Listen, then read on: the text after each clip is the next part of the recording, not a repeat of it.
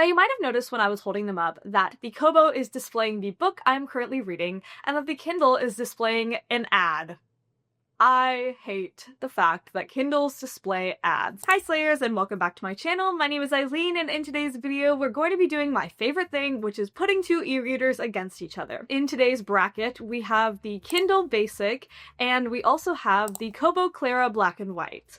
These are two budget-ish e-readers that are both 6 inches, so they are small and nice and portable to take around with you, and I think that they're going to draw some really interesting comparisons if you're looking for a compact black and white e-reader. So before we get started, remember to like and subscribe, and let's go ahead and get into the video. Okay, to start off, I have both devices right here, and as you can see, I have the Kindle Basic in this matcha color, and I have the Kobo in black because it only comes in black. As far as the design of these two e-readers go, they are very similar. They are both really light to hold, although the Kobo is a little bit heavier, and the Kobo is also a little bit thicker, but they're both really small. They both have indented screens, so the screen is not really like flush to it. There's a little bit of a bezel here around it, and they're both made of plastic, although I know for a fact the Kobo is made of recycled plastic, and in my opinion the Kobo feels a little bit less expensive for whatever reason, even though it's actually more expensive, and the Kindle feels a little bit nicer,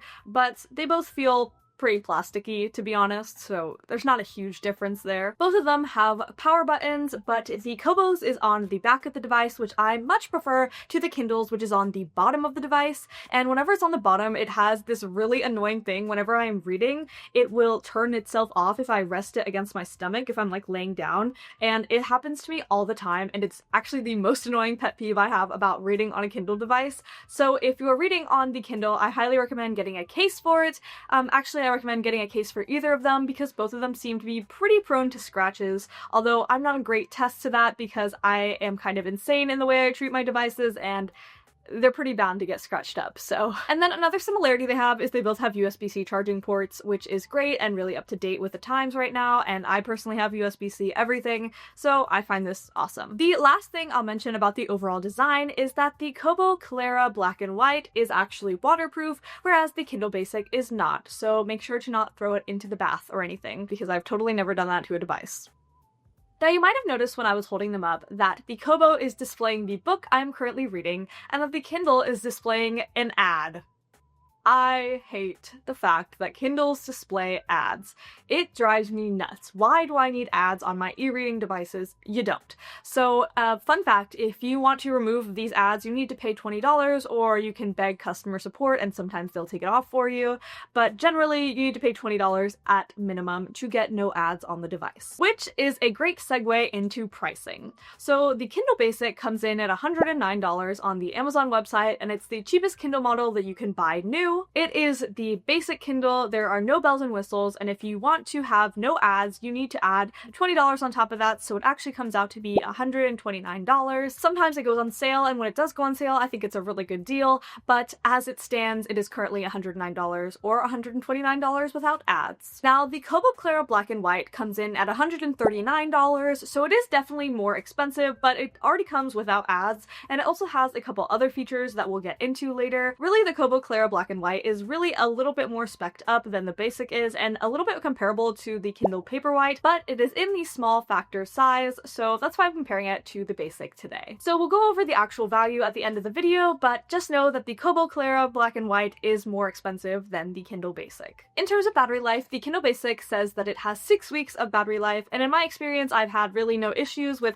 how long I've been needing to charge it. It is technically like the lower model in the Amazon lineup, but really I've had no issues and don't have to charge it very often. And the same goes for the Kobo Clara Black and White, which supposedly has 53 days of battery life, and really I've had no issues with it either. And really I've only needed to minimally plug in either device, which is great because I'm someone that constantly forgets to charge their devices. Okay, so now we're going to get into the actual experience I've had while reading with these devices. So I've been using both of these devices for a couple of weeks now, and I've read a couple books on them, and I'm going to tell you what I think about each of them. So the first thing that I really like is both of them have apps that will sync to the e-reader you're using. So there's a Kobo app and a Kindle app, and you can read on your phone and then it'll sync to the e-reader, and it's really great, and I'm glad that both of them have these capabilities. The next thing is that both of them have dark mode, and I personally am a dark mode girly, so I love to use dark mode whenever I read on these devices, but there is a pretty big difference here in terms of brightness. So the Kindle Basic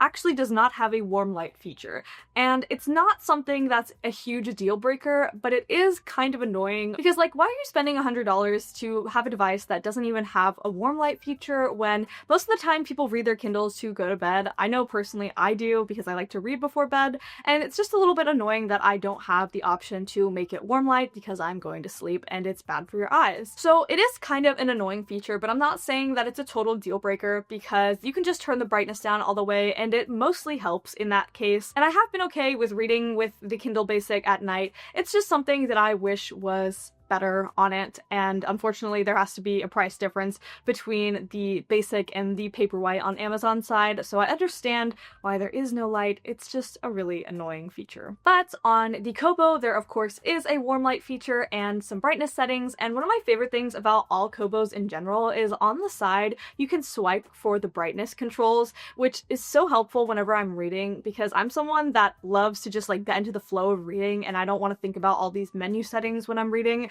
So if I'm able to just like really quickly change the brightness on my own, then it's really great. And in Kindle you have to go through the menu, which isn't a huge deal or anything, but it's just one of those things that makes my life a little bit easier whenever I'm reading on my device. Now, whenever I was reading with both of these devices, they both seem equally as fast. I'm someone that came from a bit of an older Kindle model, and whenever I jumped to start to use these newer models, I was so impressed by how fast they are. And whenever I was reading with the Kobo or the Kindle, I was just so happy, and I didn't really have any issues with the fastness of the turning of pages or getting into menus. They all felt really snappy, especially for e-ink devices, so there's really no winner here in this category. Now, in terms of text options, Kobo has more options just in general. They have more settings, more menus you can open into, just all across the board, but I really like their text settings because they have options to change the weight or change the line spacing or change the margins, and they seem to have more fonts than the Kindles, and I just really like being able to customize it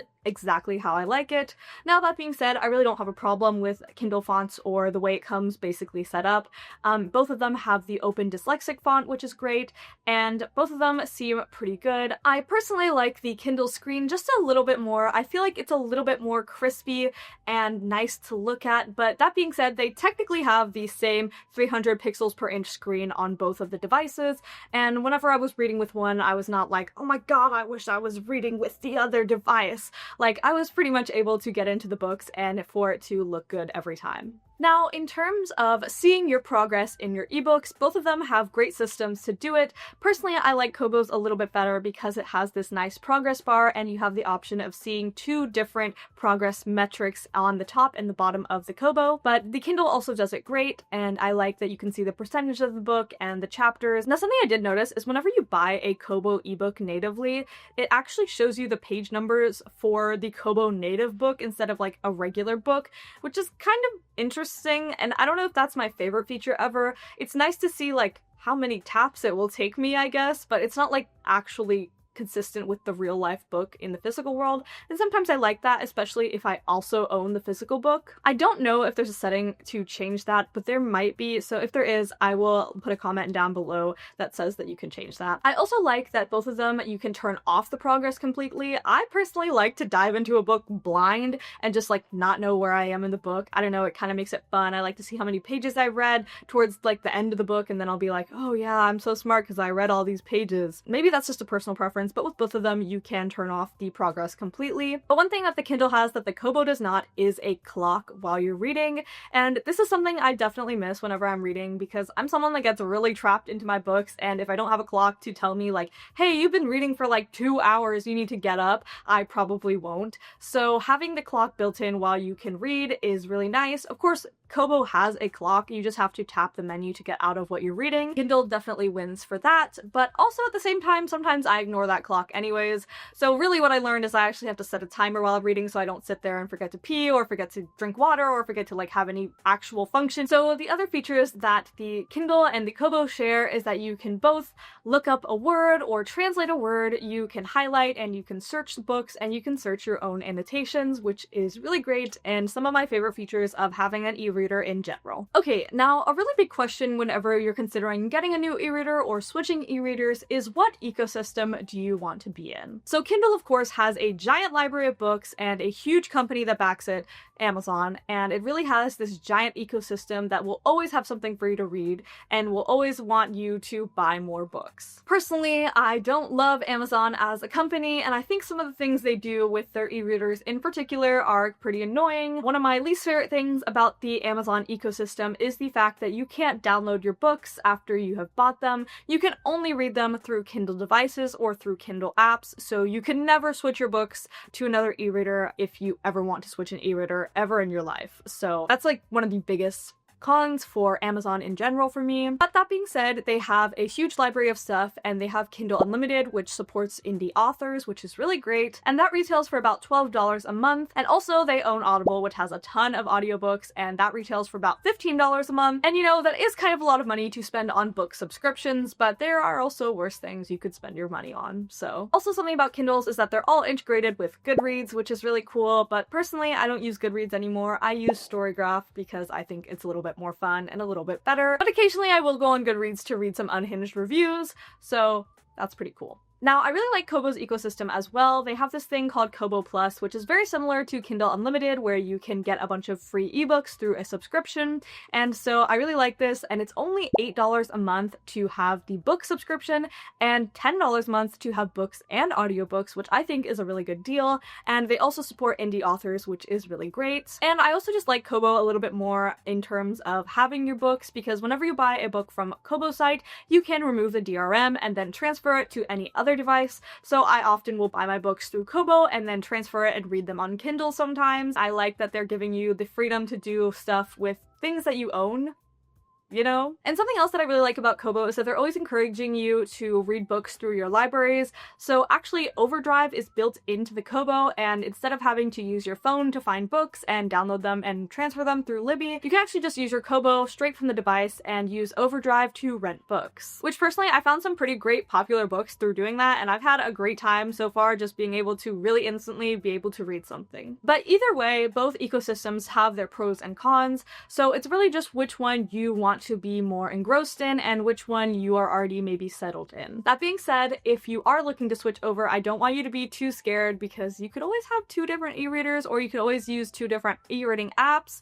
So there are some options in terms of which ecosystem you want, or if you want to use both ecosystems. In terms of how to get books onto your device, the Kindle has a couple of different ways you can do it. You can plug it into your computer and sideload books from there, or you can go to Send to Kindle app, or you can send it through an email. So I really like that there's a bunch of different ways that you can send ebooks to your Kindle. You of course can use Libby, the app, it's just not built in, and of course you can very easily download and buy books from Amazon itself. On the Kobo, however, you can basically only just plug it in and then send your books that way. I know on the higher up models in Kobo, you can use Google Drive to transfer your books, and that's personally what I use when I use my higher up Kobo model. But for the Clara Black and White, it looks like you can only just plug it into your computer and transfer books that way, but it's not a huge deal and it's pretty easy to do. And also, like I said before, Overdrive is built into the Kobo, so it's really fast and really simple to get books. And of course, you can buy books from Kobo, which I have done, and I found it to be a really easy process and really seamless, and they've had every book that I've wanted so far. So to recap, the Kindle Basic and the Kobo Clara Black and White are really similar devices in a lot of different ways, including their size and their form factor. They're both super light and portable devices, and also their quickness. They are both super fast and easy to read on, and also their charging and their battery life have all been pretty comparable to each other. But now let's move on to some of the differences between the two models. So the Kindle Basic is the cheaper of the two models, and it comes in at $109 or $129 with ads removed. And some of the features that it's lacking are that it's not waterproof, and it does not have a warm light feature, and it also comes with ads, which is really great, as we've expressed before. So if you are someone that wants a really light and portable device, but you definitely don't want ads, or you really care about having a warm light feature, or you want it to be waterproof so you can read in the bath or read by the beach, then I think that the Kobo Clara would be a great deal for you, because coming in at $139, it is waterproof and it does have a warm light feature, and it also does not have ads supported. So I think that's really where the price discrepancy comes in between the two devices. But just to reiterate, both devices were super portable and so great to read on. They both had amazing screens, and I had a great time with both of them. At the end of the day, I think what's most important is for you to get a device that will inspire you to read more and maybe to explore new and different types of books, and to be something that you can emotionally connect with in some sort of way. I know I have definitely emotionally connected with my e-readers, possibly a little bit too much, but it's really just what works best for your budget and for what you really care about in terms of all of these features. So I highly recommend either device, and I think that either of them will be great for e-reading. And please let me know which one you guys want to get in the comments, or if you already have one, and I will talk to you all later. Remember to like and subscribe. Bye!